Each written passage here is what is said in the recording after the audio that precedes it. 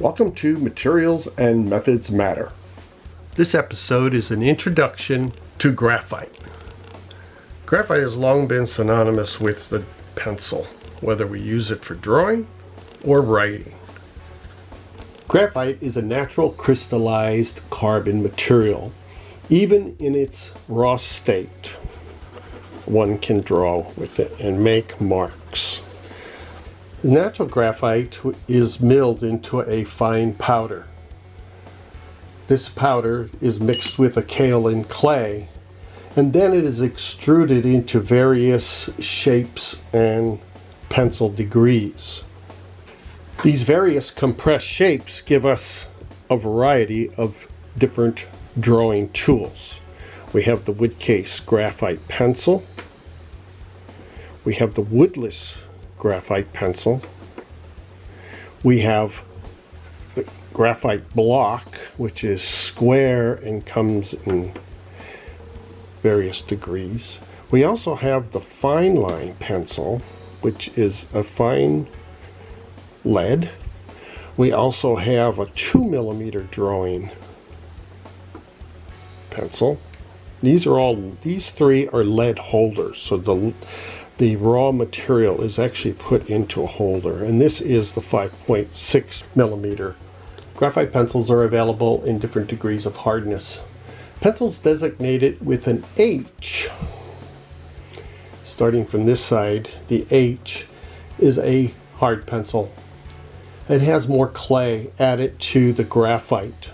As we move in this direction, so this is an H, and as I move down to an H, we can see the variation in degree in darkness, because here we have more clay, down here we have less clay. In the middle we have HB, which is basically hard and black, and then B, 2B, 4B, 6B, 8B.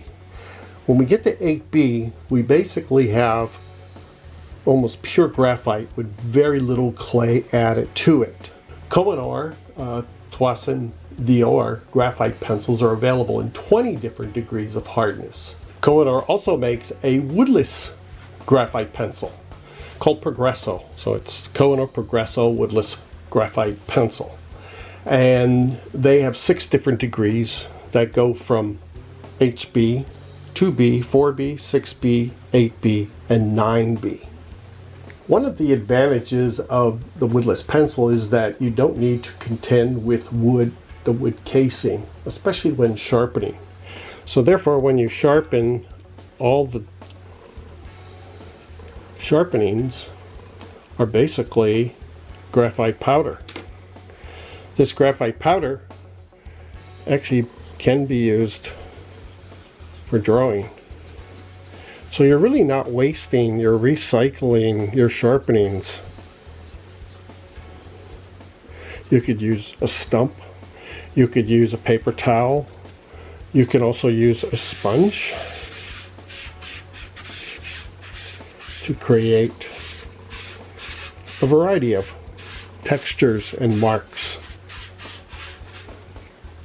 Another advantage of the woodless pencil is that you can shape it. So taking an X-Acto knife, if I cut the lacquer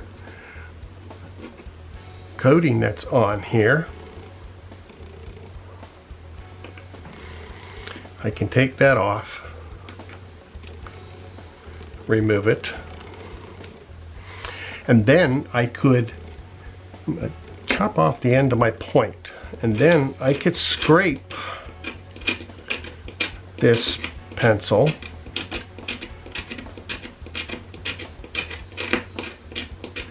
on one side and then turn it over 180 degrees and scrape it until we end up with a nice flat point. We can chop that point off. So now I have a writing instrument that will allow me to have a wide line or a thin line, a wide line, thin line,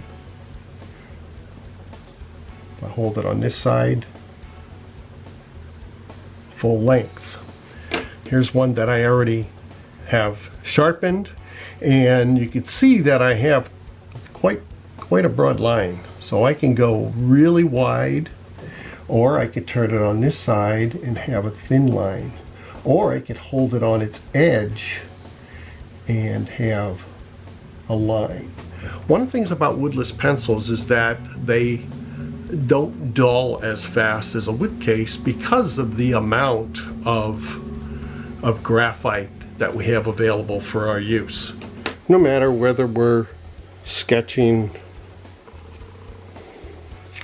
or illustrating, graphite is a versatile medium of choice.